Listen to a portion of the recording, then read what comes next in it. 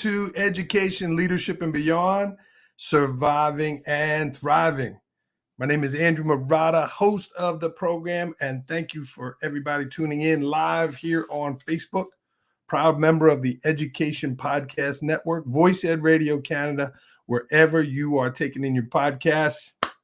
Thanks for tuning in. Thanks for being part of the show. We appreciate it.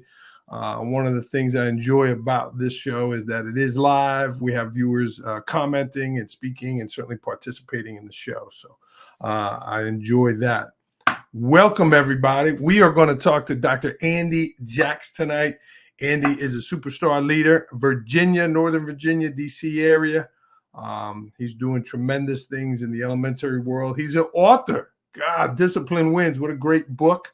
I'm excited to talk to him about that. I'm excited to talk to him about his leadership. Andy and I had a chance to be at a conference together, Casper, Wyoming, two guys from the East Coast, and they were tremendous hosts. That was a lot of fun.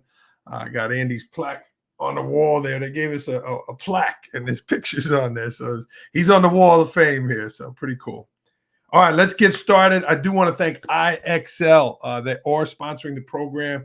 Tremendous. The link is in the show notes, and I've used IXL as a school leader. It is a tremendous program for kids getting instant data, building up their math and science along the way, and our ELA. Tremendous. So here's a little advertisement for IXL. Hey friends, Andrew Murata here, Surviving and Thriving. And I want to thank today's sponsor for the podcast, IXL. Discover the power of data-driven instruction in your school with IXL. It is the most widely used online learning and teaching platform K through 12. It gives you everything you need to maximize learning, from a comprehensive curriculum to meaningful school-wide data. And IXL's diagnostic is research proven to be a strong predictor of performance on standardized assessments, including NWEA, MAPS, STAR, iLearn, just to name a few. And the best part, everything I just mentioned is all integrated into one platform, so you can simplify your ed tech tools. Visit IXL.com to lead your school towards data-driven excellence today. The link is in the show notes. And again, I want to thank IXL for sponsoring Education, Leadership, and Beyond. And again, thank you for that. Thank you for IXL for the relationship. So many school leaders, educators are using it around the country. So it is February 1st. It is Black History Month. And in honor of that, I got my shirt here from the Muhammad Ali Museum, Louisville, Kentucky. Be great, do great things. Andy Jacks is doing that, and I'm excited to talk to him in just a minute. The opening concept here today, passion or success. Passion or success, which comes first? My good friend, Dr. Rob Gilbert, had this on the Success Hotline this week, and I loved it. He asked the question, are you successful because you're passionate, or are you passionate because you're successful? And I think the answer is clear, right? We have to be passionate about what we're doing. We have to be passionate in our lives with our families. We have to be passionate about our schools, right? To do that work, to show up with energy. And then it comes, the success comes, the good things come. So whatever your field, wherever your school is, be passionate. That will lead to successful things. And the other thing is contagious, right? That passion's contagious. We're going to talk to Andy. He's a K through 8 guy, elementary guy. That passion in with those little kids, God, is tremendous. So think about that. Are you successful because you're passionate, or are you passionate because you're successful? I think the passion comes first. I think that's clear in the work we're doing. Enough of me talking. Let's bring Andy into the show. Here he is from Northern Virginia in the new office. Andy, welcome. Yeah, my home office got all set up. You know, still got to figure things out though. You know, where things go. I got to get one of those nice fancy spotlights like yours, just right there. You got the spotlight here, but yeah, I mean, I hope you hang up the plaque, man. I mean, look, yeah, boy, I love Casper. that. That's what I'm talking about. That's the real stuff right there. That was a good time. It was a good time. They took care of us for sure. This is Dr. Andy Jacks, everyone, from Northern Virginia, principal, author, speaker, family man, father, husband. I mean, just getting it done. And man, he is a good looking dude. So Andy, I appreciate you coming on and having you here. How's school? How you doing? Good, doing really well. It's busy, busy. K8 is busy. So, but good, really well. Today we had a great day. Got off the science fair. We just had our science fair for our students. They did an awesome job. And it's really. So here's what I learned today in the science fair. You learn something. I think it's important to learn every day and learn from your students. So one of my students taught me today that he learned that a human can actually, the average speed of a human running is actually faster than Tyrannosaurus Rex. So I was always scared of Tyrannosaurus Rex. I could never outrun a dinosaur like that.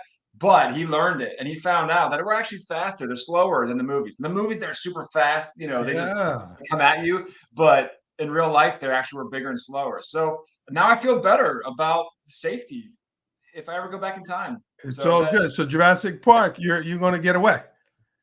yeah, just outrun it. Just go. He got your attention with that. I like it. Andy, what do you think about the opening comment there? Passion and success. What are your thoughts there? It's a great question. It's passion, man. It's always passion. If success is a byproduct, and success is a nice thing if you're lucky, right? But the reality is the passion matters more. If you really are passionate about something, you'll be more fulfilled in your life. You will find more enjoyment with what you're doing. You'll be more that passion will be contagious to others. And the passion has to be what you're all about. And especially if you want to bring change, or if you want to, really have a successful school or successful organization, really that passion will drive all of that home. And the more that the people around you can share that passion, then that'll always bring success as a byproduct. Success comes later. The hard work, the passion, that comes first. Absolutely. Our friend Jay Billy says, as long as he can outrun as long as he can outrun you, it doesn't matter about the T-Rex. Thanks for tuning in. A lot of friends tuning in. Yeah, that's what it is. Just make sure you're faster than the guy next to you. Jay, that's probably true. You do. You're a runner. You could probably outrun us. So outrun us and pin us both for sure. That's right. Well, talking about passion, Andy, what are some of your passions? You got a lot of things going on. You're doing some tremendous things. What are some of your passions? Yeah, I mean, definitely school. My life is school. I have family in school, so trying to make our school the best it possibly can be. Right now, we're really focusing on making students feel welcome and feel like they belong in our school. So I'll just give an example of that, trying to put passion to action. We started a process so that every single new student that comes into our school, we're welcoming them with open arms. So something I've done before, but finally really like bringing it back to the schools at the elementary level. We literally have them come in the first day of school with their family. The class comes down. I take a picture of the student in front of our sign. We have this big like painted mural. It looks amazing. And I take a picture in front of it. And later in the day, I actually print out that picture on a printer, like at my office. I sign the back of it, welcome to Nokesville, and I give it to them so they can put on their fridge. It's great. And then the class comes, we circle around, and I introduce the parents and the teacher and the student's not in the circle, the student is part of the circle. So now I say to all these kids, I need you to make sure that you're going to help this child feel like they belong today. So by the end of today, they're going to have friends, they're going to feel like they belong, they know what to do, and they feel like they're part of our family now. And I ask them, I say, how many of you are going to help this child learn something and be a friend at school? And they all raise their hand. In fact, one student today started actually counting all the kids. He's a kindergartner. He started counting 1, 2, 3, 4, and it was really such a cool moment. So it's not more than a few 5 minutes, something like that. And the kids help me because we talk about our Tigers together. We talk about being in one school, and the kids actually chime in with we're about kindness and hard work, and it's such a cool thing that I finally now gotten to be back more involved in doing that. And I do that directly. If I'm not there, assistant principal does it. But it's such a cool thing for us to do because we're trying to really make sure that every single student feels like they belong in our school. And that's a big deal. In a big school, we have 1,200 kids. So it's a big school. So we want to, it's more work, but it's worth the investment of my day. And it's one of the best things I do. So that's an example of trying to be what we're passionate about right now. Yeah, that is a tremendous strategy. And I love it, right? You don't just take the picture. you print it, you sign it, right? That last, I'm in the home office. I got pictures here. I think that's so important. I love that you do that. Very What's cool. cool is like I got one of these. My phone is like this awesome S20 whatever, and it has like look at all these cameras, right? So it takes like really good pictures too.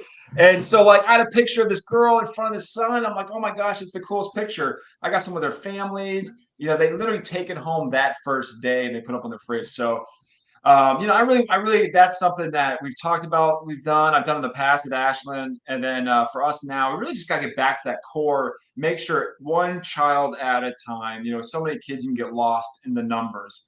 And you know, in no way are we perfect and we still struggle to make sure everything works out right. But, you know, if you can get that one win with a child and a family, that takes you in the right direction. And then especially when they come in, you set the tone when they walk in the door.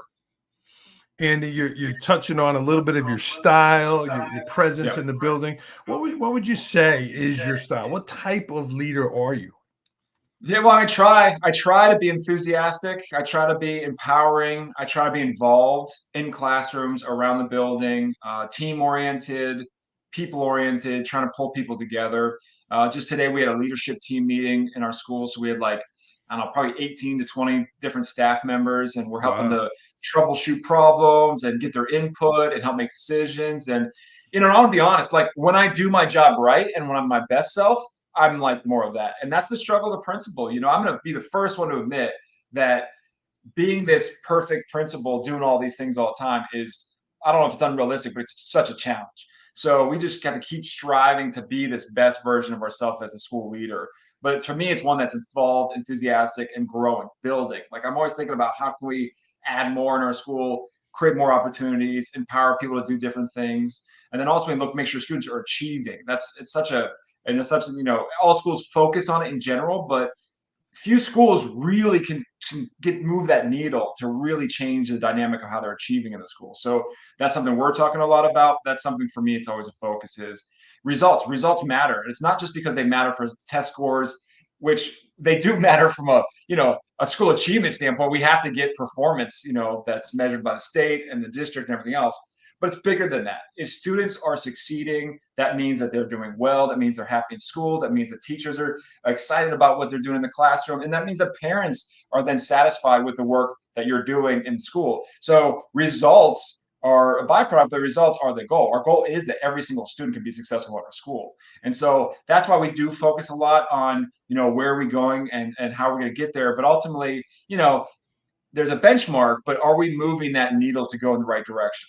Just recently, we're talking about this is mid-year now. So if we set goals in the beginning of the year, how are we doing right now? We should be seeing progress at this point. And one of the coolest things to me right now is we are seeing progress.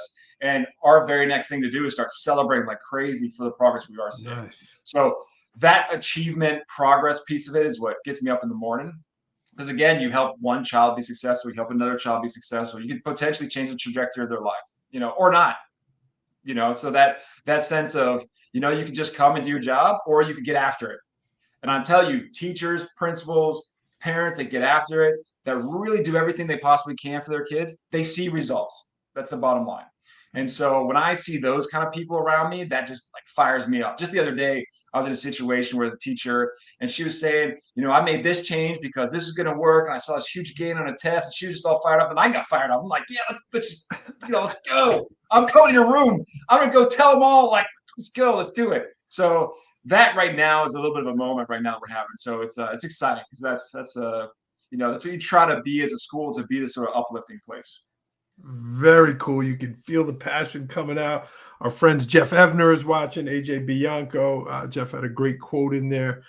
That's tremendous, Andy. And just listening in the last minute, you had a leadership team meeting. You're at the science fair. You're up early.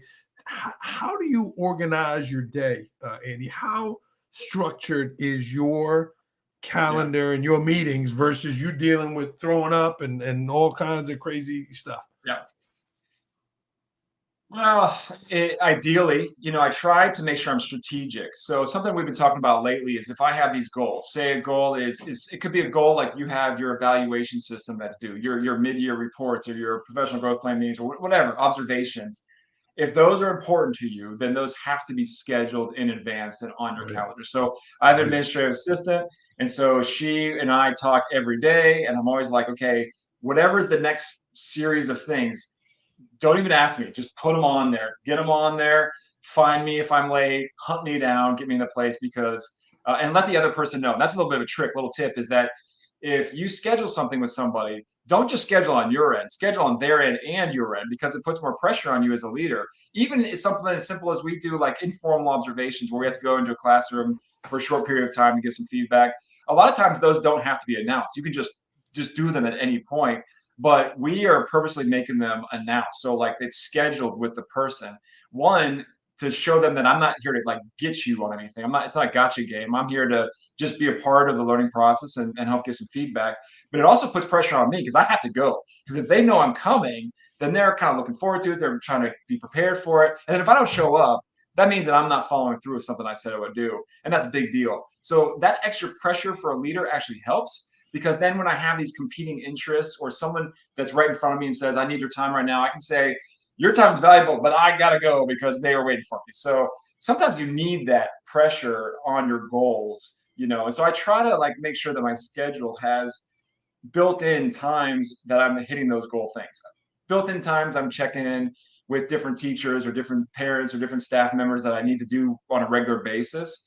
And the one thing about that helps is, let's say I'm working on a long-term goal of attendance, let's say. And so whoever's in charge of attendance, instead of just randomly seeing them, you just schedule times on a regular basis that you're touching pace, even if it's 15 minutes or 20 minutes or 5 minutes. But if you schedule on a regular basis, then as a leader, it helps me to just sort of free my mind off that for a minute. It's because I know I'm going to have a scheduled time to get back to it.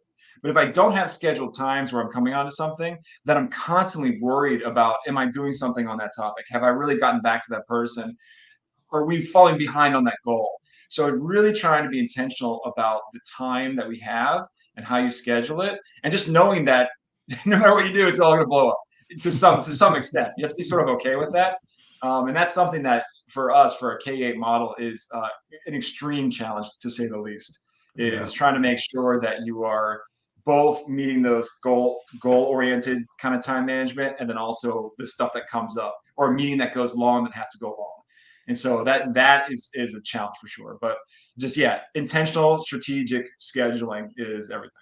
I love the intentional there, and I like how you said that a little pressure, a little healthy pressure on your Yep. goals, right? Even getting this podcast done, I knew you were waiting. It was scheduled. It's out there, and I'm scrambling with the technology here, and I'm Okay. glad it worked out.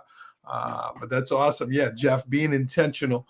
Andy, you're at the Nokesville School, Northern Virginia. You've been there since '01?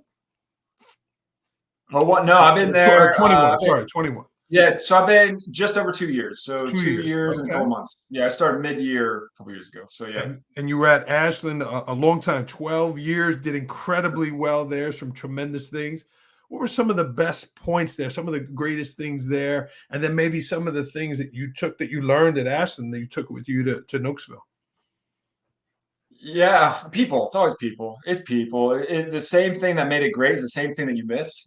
Like I mean, you don't miss the building per se, right? You miss the people in the building. And so we made some special moments. We had some real work being done. We had hard times. We had good times, and so all those special memories. But we were really and for me, it was a leadership development over time. Being there for a long period of time, which is not something I thought it was going to happen. But being there a long period of time helped me develop as a leader in the same sort of microcosm. So at one point, we made some good gains, but then I realized that what was holding back the school was me not getting better. And so once I try to be more engaging, more motivational, more people-oriented, relational that way, then we did see some trajectory change. So we did go from sort of an average performing school when I started there, we were about 440th or so ranked in the state out of all the Mm, elementary schools for mm. overall performance. At our highest, I think we were ranked like 49th in the state over overall performance. So 350 spots. yeah, so like, but we Wow. were hustling, man. We were getting after it. We had goals. We had 100% goals. Like we had, and this was teacher developed. I'll give you an example of that. We had these goals that were like 80% pass rates, 90% pass rates, and then a teacher would get 100% pass rate. And they're like, "Where's my award for my 100% pass rate?" I was like, "You're right." So now we had to have a 100% goal, and then we were giving out gold stars, and I had a gold suit, and we were just gold standard is what we were doing, and we're getting there. And these teachers were unbelievable people. And so when you set that bar so high and people can get it, then they want it. They get the taste of success, right? It's like any, sports, any championship team. It's hard to lose that, but it's hard to gain it. Once you get it, it's hard to lose it. You see like the Chiefs right now.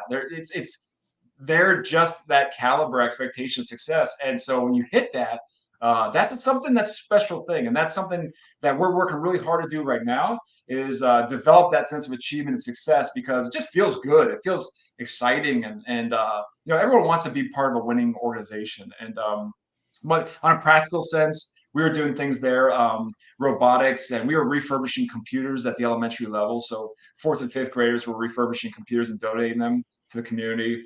We had a very military-connected family school, so we were doing a lot of military-connected supports, deployment care packages, and focus groups with families, and all sorts of big parades for families. But really, it came down to the instruction in the classroom, class meetings every day, cooperative learning. We had a whole expectation of doing cooperative learning on a regular basis, the kid and cooperative learning structures, and so. Just so many things over the years, and it really wasn't just one thing. We had a studio news show every day that was driven by the students, completely student-driven Hollywood-style news. I mean, so it just never ended because we kept adding. That's 12 years. That's one thing people got to remember. That's 12 years of development with people that were awesome. So and that's one thing that I'm trying to do now. Similarly, but totally different, is all of that success comes from the people involved on what they kind of want to do. You have ideas. I can throw all these cool ideas out there. I'll give you one that didn't work. 3D printer. When 3D printers were coming about, I got like a free 3D printer from someone because of a chat thing that we were doing online. And I was like, yeah, let's go 3D printers. Will be so cool and innovative. And it fell flat. We weren't really excited about it. I didn't have the personnel that really wanted to do it. And it just fell flat. And you know what I thought? Okay, that's not one that we're going to do. Instead, we went in a different direction. And so you have to realize that the people involved have to really determine what makes them passionate. Because I can be passionate all I want, but if the person that's mostly involved in it, whether it's your instructional technology coach or whether it's a teacher, if they're not passionate about it, well, then they're just doing it for you, maybe. And so I think your school, right? I mean, they'll do it if they have to, but that's not the same thing as doing it because they want to. Yes. And so your school really should be different based on the people in the building, right? The passions of those in the building should make your school different than another school. So that really takes away from the cookie cutter school approach. But so many things that are awesome there that I miss, but mostly just the people. But I'm super happy to be where I'm at. But when you're around people for 12 years, we went through real life stuff together, and they're part of my family kind of thing. So, but that's how the change process works. Absolutely. And there was a lot of recognition at the school, a lot of awards, the Department of Education Purple Star Award, United States Secretary of Education visited, and through all that, you were named Virginia Principal of the Year. That had to be, feel really good in doing that work. What was that recognition like for you? It was interesting. Recognition for the school was outstanding. Having the Secretary of Education come to our school, and just like our school now, we welcome anybody. We want to make sure that we're welcoming to anybody. So we had Betsy DeVos come, who at the time was very controversial, and so she came. And one of the things that we want to show her was, what does a good school look like? Like, you can say someone doesn't understand education, does, and to us it didn't matter. I want to show you what a good school looks like, so that you now know, you have a picture in your head what an amazing school looks like. And so we did a whole tour for her, and it was those kind of moments were special to me because I could see in person the things that we were doing that really made it special. It wasn't just talk. You can get awards, but that's different than actually seeing it and feeling it in person. It just feels different. It feels special. There's tangible proof and evidence of the good work we were doing. That mattered more to me than the awards itself. The awards sort of give you opportunities to be more, present out there, be more connected. But ultimately, the school pieces of achievement were always the most important thing for me. Andy, I mentioned IXL, they're sponsoring the program. Was IXL something that you used, a tool, to help your performance? Yeah, I've used IXL and I use IXL now. So we've used IXL for, I've actually probably used it for a long time. Yeah, some good Yeah. friends over there too.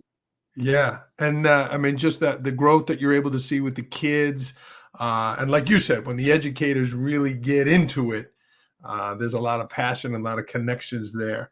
Well, Well, kudos. practice. I'll do a little analogy, right? And this is where I will say, and at the end of the day, the students need to make sure they're getting practice on a skill.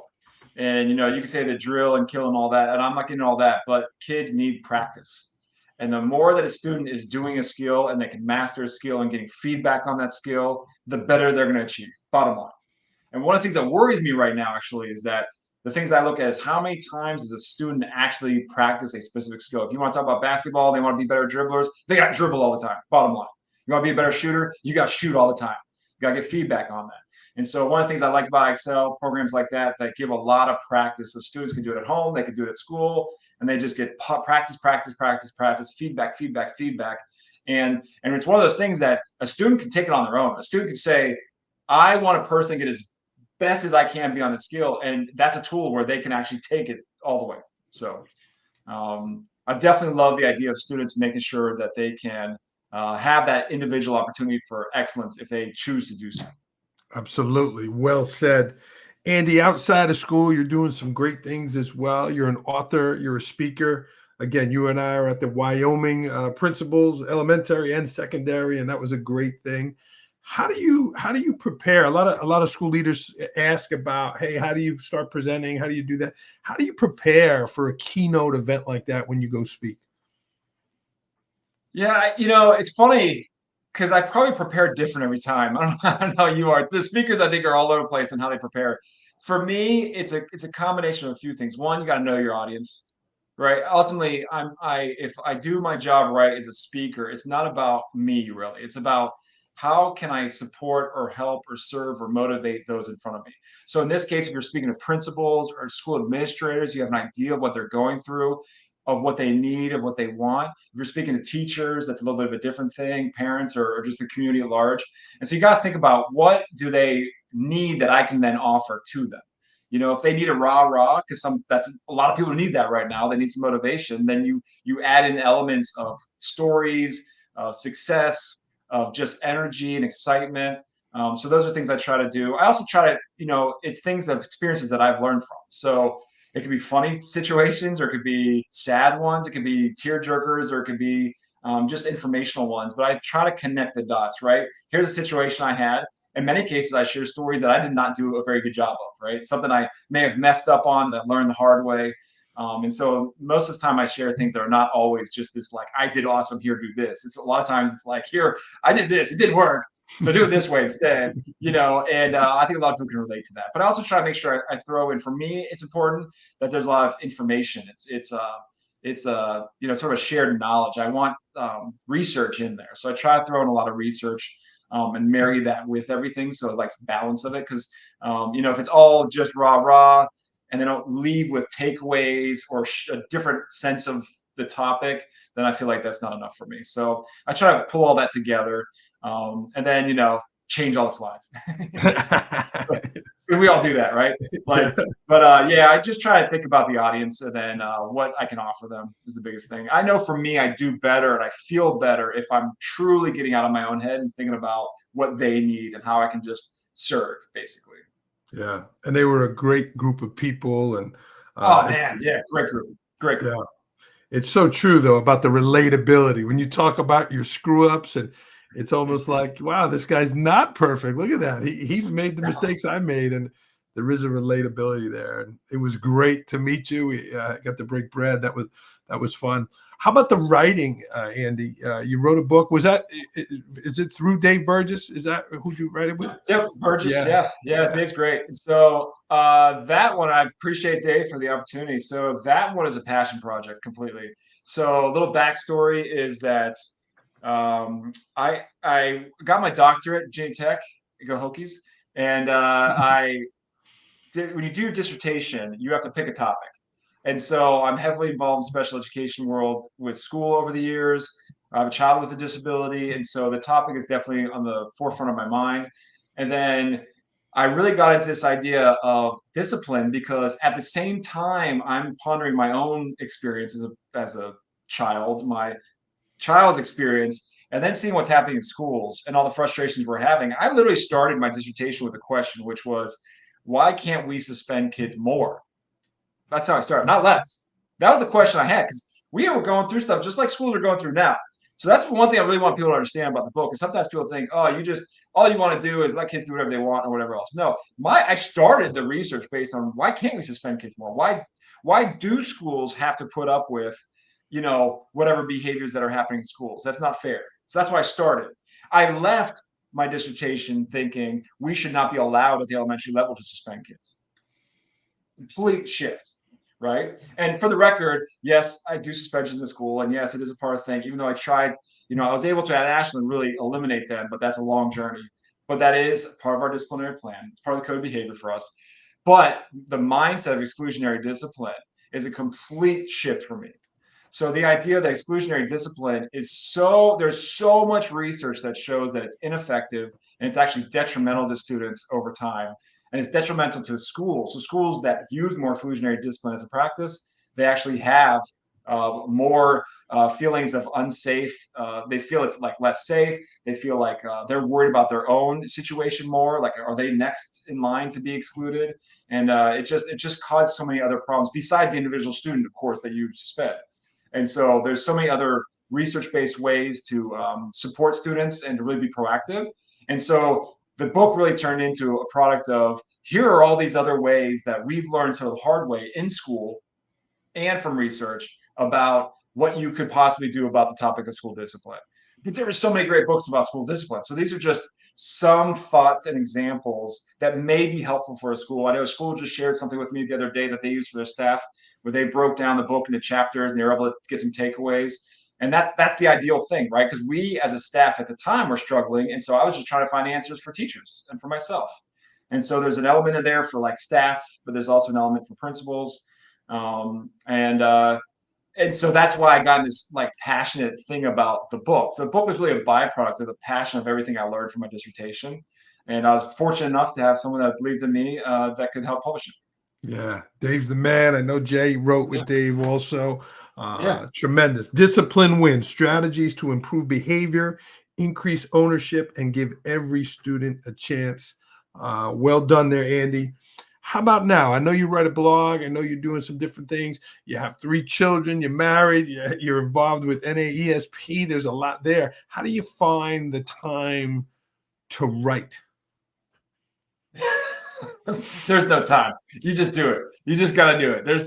People have asked me that all the time because I was on the Autism Society board of directors. I do a lot NESP. I love National Association of Elementary School Principals and Dr. Franks and everything they're doing over there. So I'm heavily involved with that group, trying to advocacy and education for principals. You just make time. You just find time. You squeeze it all in. There's no. I don't have an easy answer. I'm not like a scheduled like every day I do this at this time, this at this time. You just have to squeeze it in where you can. And honestly, if it's something you enjoy doing, you're passionate about it, you find a way. Just get it done. Yeah, For for my sure. dissertation, for those that are thinking about it, the one thing I did with that someone recommended for me was every morning I got up and wrote something every morning. So got up early. It could be 10 minutes, it could be an hour, it could be 2 hours. Every single morning during that time period, I read and wrote something. And I did my dissertation in 1 year, and that included active research. Wow. Yeah, and that Wow. included active research. So I actually researched principals in Virginia that were able to eliminate suspension for students with disabilities. And Wow. I found out what they thought was the most important thing, which was ultimately having a relationship with the child. But that included that research. So, but every single day, it's what is that? Like, don't break the chain concept. Just every day, it's easier if you just get up and do something. Get up and do something. So I definitely recommend that. But you just find time. AJ I don't know how you do Bianco. it. How do you do it? You should have the answers. Yeah, you're right. I mean, that early, I'm an early guy. I do a lot of talk to text. Yes. I do. Okay. I'm on the treadmill, gets the oxygen going, and then I got a document. I clean it, and I go from there. I also steal the writing prompts while I'm driving. Rather than I got the prompt. I know what I want to write about. So when I sit down, I have it. It's kind of like having the meal in front of you. You just got to eat it. It's kind of like that. Yeah, I think that's a great idea. I definitely love that idea. You get these nuggets, right? Something just makes you think, like, that's kind of interesting thing. And then the trick is write them down. Yeah. Come back to it. You got to write them down. I got Siri. I got more reminders, alarms all over the place. John Gordon calls them through all those. Yeah, John Gordon calls them downloads, and you got to grab the downloads when they happen. Yeah, for sure. Yeah. Andy, anything you wanted to talk about that I did not ask you? Well, I go back to the National Association of Elementary School Principals. If you're a school administrator, aspiring school administrator, this group is for you. It's about advocacy, education, support. This is elementary and middle school. So, like now that I'm in the secondary world, and that is a huge philosophical mind shift for me, secondary and elementary, and I'm both right now. And I love it. This secondary piece, I love it. So we also help support secondary principals too. And this year, like the summer conference is actually a joint conference with the National Association of Secondary School Principals. So K-12, and we're really excited about that. So we do a lot of work with principals. We have right now, I help lead the Centers for Advancing Leadership, and so we have 5 different centers: early learning, women in leadership, diversity in leadership, innovative leadership, middle school leadership. So there's a lot of sort of avenues of you to be involved if you're one of those leaders because there's so many leaders out there that maybe one school in a small area, it could be a rural school. You may be in a big district, but you feel alone. That happens too sometimes, right? And so this place is for you. If we never want a principal to feel alone in their job, and this is one of the most lonely jobs you can have. And so we want to make sure they are connected, they feel supported. And so many people, I know Jay, he said he's going to be there. So many people, if you go there and you're part of a group, I guarantee you, no one's going to exclude you. It's a welcoming group. Get involved, say hi, get connected. We're real people. And that's something that I want to share and that make sure people are aware of that support. Nashville, right? Nashville, the United Conference. And we're downtown Nashville. Just July. Jay, I know he's knocking on the door, and hopefully, Jeff will be there. But Andy Jacks will be there. Andy, let's get rolling to rapid fire. We can talk all night, you and I. These are quick answers. First thing that comes to your head. Are you ready? No. Here we go. Last book you read? Autobiography about Tesla, Nikola Tesla. Yeah, nerd alert. Nerd alert. Here's weird. It's wild too. It's wild, but yeah. Last movie you saw? I'll go a show. We're watching the True Detective series, the 4th season True Detective. Okay. You know that series? No. Oh yeah, the first series had Matthew McConaughey and Woody Harrelson. Okay. And this is like the 4th season, Jodie Foster maybe or someone. It's good. It's good. Okay. Last concert you went to? My wife's gonna hate me. I don't even remember the name of it, but because I don't remember these country stars, the new country singers. I Luke Combs or something. I mix up their names all the time now. The old guys I remember. The new guys, they're all great. I just don't remember the names. We went to a concert, small venue. It was amazing, but I forget the name. Country. Favorite dish? Oh, filet. Give me a steak any day of the week. I cooked filet with. Remember we had the big one in Casper? Yeah, we just cooked filet with bacon wrapped around. On a skillet in the oven. Oh, so good. That's the way to go. Yeah. The skillet in the oven. Way to go. Favorite place to travel other than Casper, Wyoming? Oh, yeah, it's beautiful there. Hiking. We do a lot of hiking now. I'm trying to hike with my brother when I catch up with him, with my daughter. I'm trying to do more hiking, get out there, get more out in the world. You're in a beautiful part of the country outside DC there. In 2024, we're in February, already lost a month here. In 2024, I will fill in the blank. More quality time with my family, no doubt. Just last night we were playing games, like a family game around the kitchen island. Definitely that's a big thing for me. Got to do it. Goes fast. A pet peeve of yours? I don't even know. I saw this one. I don't know. I don't want to say it out loud. I don't know. He's taking a pass. I don't want anyone to think they're doing that, and then I'm judging them, right? Like I don't even know. I got a long list, man. You can say them. I could go on and on. A recent victory. I got my kid to eat cheesy potatoes. My youngest, she just refused to eat her dinner, and I hated being that guy that says you're going to do it, but sometimes you just got to do it. As a parent, you get the little wins, because you got to get the big wins later, and she did. She gave in. She's a great kid. At 8 a.m. on Saturday morning, I feel fill in the blank. Ready for basketball. We got my youngest, same one, is playing basketball every Saturday. So get up, go to basketball. She's great. We count how many rebounds, how many blocks she can get. She's fourth grade. Nice. One thing you're curious about. Um, I'm really now I'm curious about, am I really faster than a Tyrannosaurus Rex? Like what dinosaurs am I faster than? I don't know. Like it blew my mind. This young man, I'm telling you, it really blew my mind. He's so smart, so well versed. He explained all about the Tyrannosaurus Rex and our speed versus theirs. He told me things I didn't even know. Now I'm curious about that. That'll be. You might have to connect me. I'm looking for a guest for the podcast. Maybe. Oh, he would be great. Yeah, and big shout out to our school podcast, Tiger Talk, Nokesville Tiger Talk. We have a new episode coming out. So it's about Tyrannosaurus Rex. we should that. You know what? I'm gonna do that. You gotta have him on. You're passionate about that for sure. That's wow, right. That's right. How many jokes do you get about jumping jacks? Do kids get involved with the jumping jacks, Andy Jacks? They get involved with that? Students, not so much over the years. Oh yeah, jumping jacks, apple jacks, yeah, all that. Yep. Andy Jacks. Virginia is for lovers. True or false? True. It's all about love, Virginia. Virginia or Virginia Tech? Ah, come on, go Hokies. Hokies. Tech. All right. Yep. Cheeseburger, taco, or empanada? Ooh, cheeseburger. Bacon cheeseburger. He likes the bacon. Long walk or gym workout? Oh, gym. Get the weights. Get the pump. Beach, pool, or lake? Lake. And my wife talks about it all the time. She's a beach. I'm a lake. I'd love to go to a lake. Book or audio book? Book. I love to read. Read every day. Read as much as possibly can. Nice. Series or movie? We're watching a lot more series, so I have to say series, right? We're watching a series right now, so series. There's so many out there. Oh, there's way too many out there. And you get involved in a series, but then you don't finish it, then you start a new one. Yeah. Dude, speaking of dinosaurs, we watched that Monarch on good, right? Oh my god, that was incredible. Yeah, so my dad loves Godzilla. Like we grew up Godzilla stuff, right? Yeah. So watching that one, seeing how it's connected to the other movies, that was great. Very Russell. Cool. Morning or night?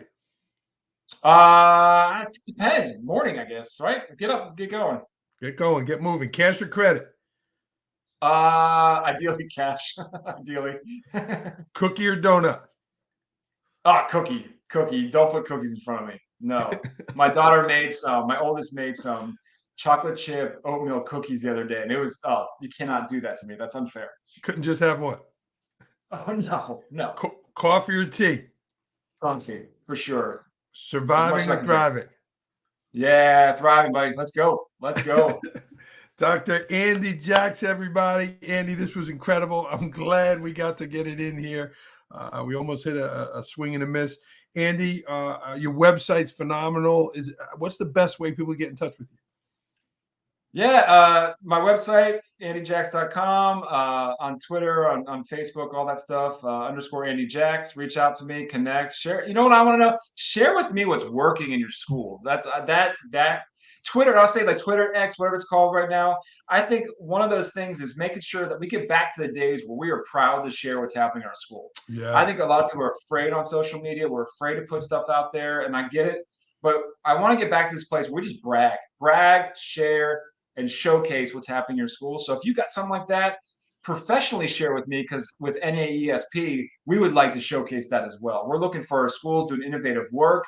Right now, the Center for Innovative Leadership is trying to find specific school leaders that are able to share cool practices in their school. But then just on a personal level, I get very motivated, inspired by people. And you may not realize that you're doing that to somebody else. You may just think, everybody's doing this, or they don't care. But for me, it's a big deal. It motivates me. And so share everything you got. Put it out there. I agree 100%. Dr. Andy Jacks. Andy, I'm a quote guy. You have a quote you want to bring us home with? Oh, yeah. It's right on my board right here. I love this one. Don't wait for inspiration. It comes while working. By Henry the T. Similar to that, passion and success. It comes while working. Beautiful. Andy, this was fun. It was great. I'm glad we got to meet, and hopefully we'll connect this summer at United in Nashville. Yeah, bud. Can't wait. Good talking to you. All right, we're going to sign off. Andy, stay on for a minute.